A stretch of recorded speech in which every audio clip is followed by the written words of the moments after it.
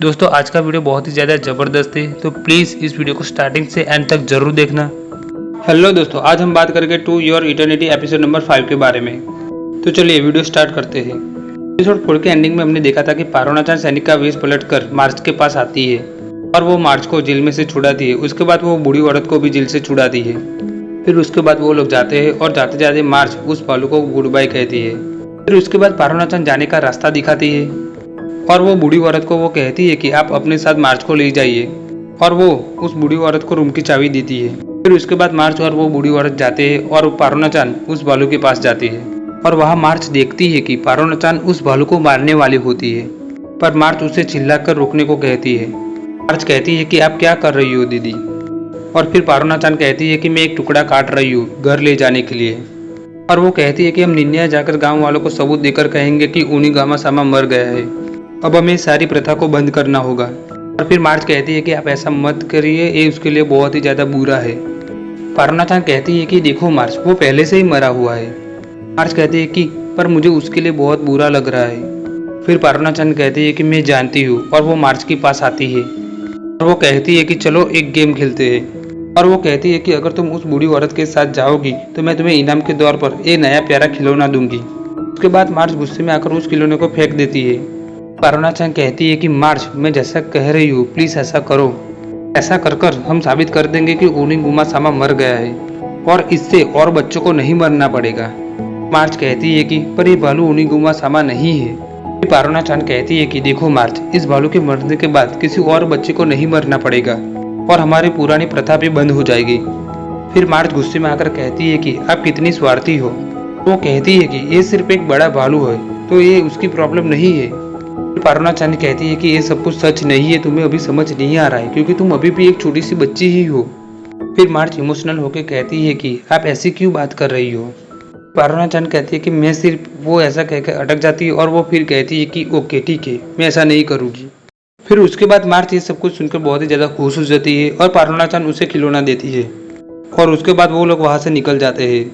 फिर वो लोग वहाँ से बाहर निकल जाते हैं और मार्च बहुत ही ज़्यादा खुश होती है। मार्च खुश होकर भेड़िए से बात कर रही होती है कि हम घर जाएंगे और मम्मी पापा को मिलेंगे। वो कहती है कि क्या वो हैप्पी होंगे मुझे फिर से जिंदा देखकर। फिर पारोनाचान कहती है कि हाँ मार्च, वो बहुत ही ज़्यादा खुश होंगे। उसके बाद उनकी गाड़ी हिलती है और पारोनाचान मार्च के पास आकर अपने सैनिक के कपड़े बदलती है और वो मार्च को कहती है कि मार्च, तुम बड़ी होकर क्या करोगी। मार्च कहती है कि वो हर एक चीज़ जो कोई भी बड़ा होकर करना चाहता है, पहले कुक बनूंगी, उसके बाद मैं मम्मा बनूंगी, ये सब कुछ मार्च बोल रही होती है। और एक और पारोनाचान कुछ कर रही होती है। मार्च कहती है कि मैं पढ़ना चाहती हूँ, मैं लिखना चाहती हूँ, मतलब मैं सब कुछ करना चाहती हूँ। पारोनाचान कहती है कि मार्च, मुझे पता है तुम्हारी हर एक इच्छा पूरी होगी। फिर उसके बाद पारोनाचान पे तीर का हमला होता है। पारोनाचान कहती है कि मैं ठीक हूँ और वो कहती है कि हम जीतेंगे और कोई भी परेशानी के बिना घर जाएंगे। और वो उसके बाद अपने तीर को अपने पीछे आ रहे सैनिक और हयाते पे चलाती है। लेकिन उसके बाद एक सैनिक गाड़ी के ऊपर आ जाता है और ये सब कुछ देखकर मार्च डर जाती है और वो कहती है कि दीदी वो हमें मार देंगे। आगे से वो बूढ़ी औरत कहती है कि क्या तुम सब ठीक हो। पारोनाचान मार्च को पीछे रहने को कहती है। फिर उसके बाद पारोनाचान और उस सैनिक के बीच में लड़ाई होती है। मार्च सोच रही होती है कि मैं क्या करूं। फिर उसके बाद पारोनाचान एक लात मारकर उस सैनिक को नीचे गिरा देती है। फिर उसके बाद हया से एक तीर लेकर पारोनाचान को निशान बनाती है और वो तीर छोड़ती है। लेकिन तभी मार्च दौड़कर आती है और वो पारोनाचान को पकड़ लेती है और वो तीर मार्च को लग जाता है और वो पारोनाचान की गोद में गिर जाती है। यह देखकर भेड़िया गुस्से में आ जाता है और वो हयाते पे छलांग मारता है, लेकिन हयासे उसे तीर मार देती है। लेकिन वो भेड़िया भालू का रूप लेकर हयासे को जोर से एक हाथ मारता है और हयासे को पटक देता है। फिर उसके बाद हमें दिखाया जाता है कि मार्च खेल रही होती है और उसे खेल खेलते पारोनाचान देख रही है। ऐसा पारोनाचान हर बार करती है। फिर वहाँ पर मार्च आती है और वो कहती है कि तुम हमेशा यहाँ पर क्या कर रही होती हो। पारोनाचान कहती है कि मेरी कोई फैमिली नहीं है। और फिर उसके बाद पारोनाचान मार्च को एक खिलौना देती है।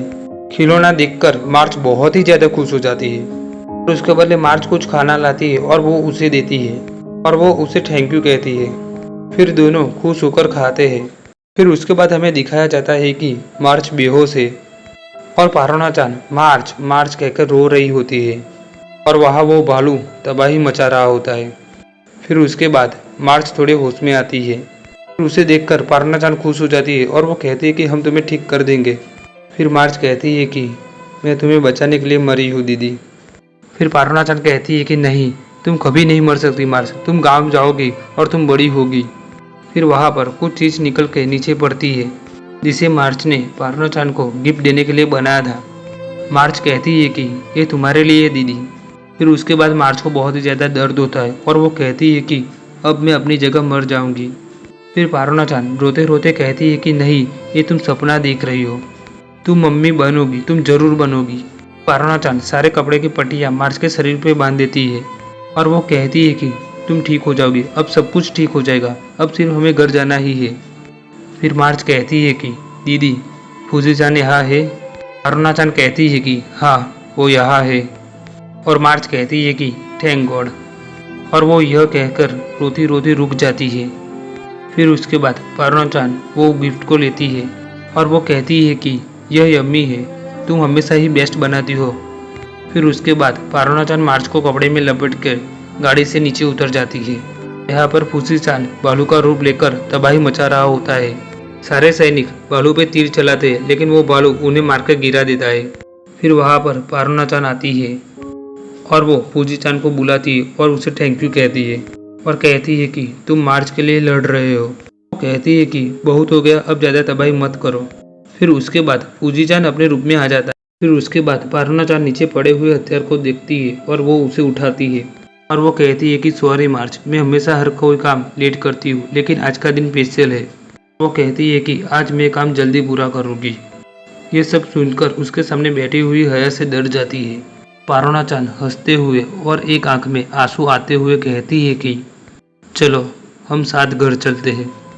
फिर हमें एक सपना दिखाया जाता है जहाँ पर मार्च अपने पेरेंट्स को मिलती है और उसके बाद वो बड़ी होती है।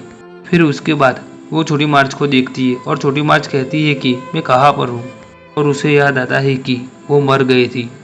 फिर उसके बाद उसको वो भालू दिखाई देता है और उस भालू को देखकर वो उसे गले लगाती है और वो कहती है कि चलो साथ घर चलते हैं। उसके बाद वो देखती है कि पारना-चान रो रही है और उसके हाथ में हथियार है। उसके बाद वो पारना-चान के पास जाती है और कहती है कि मैं यही हूँ। वो पारना-चान के पास रोते रोते जाती है और वो कहती है कि मैं मरी नहीं हूँ, मुझे और रहना है। फिर पारना-चान कहती है कि सब ठीक है मार्च, थोड़ा इंतजार करो, अब मैं तुम्हारे साथ आ रही हूँ। फिर पारना-चान उस हथियार को अपने गले के पास ले जाती है और वो कहती है कि अब मैं यहाँ और नहीं रह सकती हूँ। मार्च उसे रोकने की कोशिश करती है लेकिन वो उसे नहीं रोक पाती है क्योंकि वो मार्च नहीं थी, एक तरीके से वो मार्च की एक आत्मा थी। फिर वो रोती रोती फूजी-चान के पास जाती है और वो कहती है कि प्लीज़ इसे रोको। तभी मार्च अपने हाथ को फैलाती है और उसके साथ फूजी-चान का भी हाथ जाता है और वो पारना-चान का हाथ पकड़ लेता है।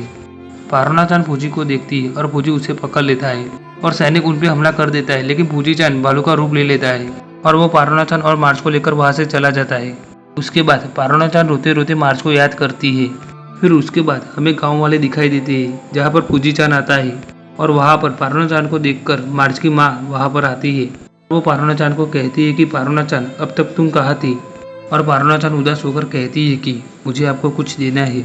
और वो कहती है कि उसने मुझे यह लेटर दिया था और वो लेटर मार्च के पेरेंट्स को देती है।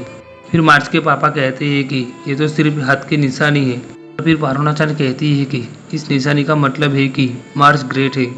फिर उसके बाद पारना-चान रोती है और मार्च के पेरेंट्स उसका हाथ देखते हैं और वो समझ जाते हैं और मार्च की माँ रोने लगती है। और फिर मार्च के पापा कहते हैं कि मैं उसके पापा था, मुझे उसे बचाना चाहिए था, प्लीज़ मुझे माफ़ कर दो। उसके बाद पारना-चान को मार्च की माँ गले लगाती है और वो कहती है कि थैंक यू, तुमने जो हर कुछ मार्च के लिए किया। फिर उसके बाद फूजी-चान अपने रूप में आ जाता है और उसे देखकर गांव वाले डर जाते हैं और वो पारना के पास जाता है। और फिर वहाँ पर एक नागरिक आता है और वो कहता है कि यानो में आ रहे हैं। और फिर पारना-चान फूजी-चान को कहती है कि यह सब तुम्हारे लिए आ रहे हैं, प्लीज़ यहाँ से चले जाओ फूजी-चान। और वो कहती है कि तुम्हारी लाइफ तुम्हारे लिए है, दूसरे के लिए नहीं है। और वो कहती है कि तुम समझ रहे हो ना मैं क्या बोल रही हूँ। फिर उसके बाद फूजी-चान भेड़िए का रूप लेकर वहाँ से चला जाता है। उसके थोड़े समय के बाद हमें दिखाया जाता है कि पारना-चान अपने गांव के सैनिक के साथ खड़ी है और वो ऊपर से तीर लेकर निशान लगा रही है। वो सीधा हयाते पे निशाना लगा रही थी और हयाते किसी और पे निशाना लगा रही थी। और फिर उसके बाद पारोना-चान का तीर सीधा जाकर आहाता के हाथ में लगता है। सैनिक कहता है कि आपने कर दिया। पारोना-चान कहती है कि नहीं, मैंने मिस कर दिया। फिर उसके बाद हमें दिखाया जाता है कि फूजी-चान भेड़िए के रूप में से मार्च का रूप लेता है और उसके बाद वो आगे बढ़ने लगता है और यहाँ पर एपिसोड 5 होता है खत्म। तो दोस्तों हमारा वीडियो आपको अच्छा लगा तो वीडियो को लाइक कर देना और आपको वीडियो कैसा लगा है वो नीचे कमेंट जरूर कर देना और अपने सारे एनिमे फैन को ये वीडियो जरूर शेयर करना और प्लीज़ यार हमारे चैनल को सब्सक्राइब करना मत भूलना। तो दोस्तों मिलते हैं नेक्स्ट वीडियो में।